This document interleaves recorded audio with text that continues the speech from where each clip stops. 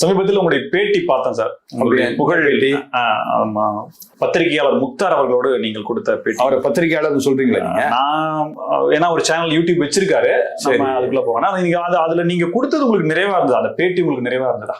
அதாவது பேட்டி எடுக்கவும் நிறைவா தான் இருந்தது. ஏன்னா அவர் கூப்பிடும் போது அப்படிதான் கூப்பிட்டார்.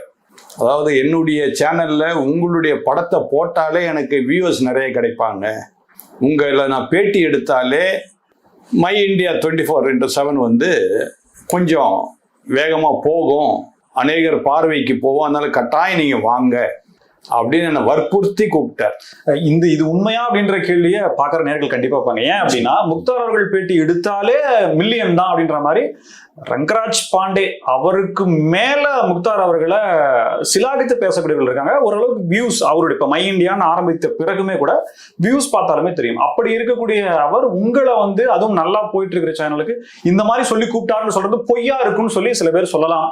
இல்லை, நீங்க அதை பார்த்தாலே நீங்க புரிஞ்சுக்கலாம். அதாவது ரங்கராஜ் பாண்டே நீங்க சொன்னீங்க, ரங்கராஜ் பாண்டேவுடைய பேட்டிக்கும் முக்தாருடைய பேட்டிக்கும் வித்தியாசம் இருக்குது. ரங்கராஜ் பாண்டே வந்து பேட்டி எடுப்பார், முக்தார் வந்து தானே கேள்வி கேட்டு தானே பேசிக்கிட்டு இருப்பாரு. நம்ம சிரிக்கிறது அப்புறம் வேற மாதிரி நம்ம பார்க்கறது அதை மட்டும் தான் போடுவார்.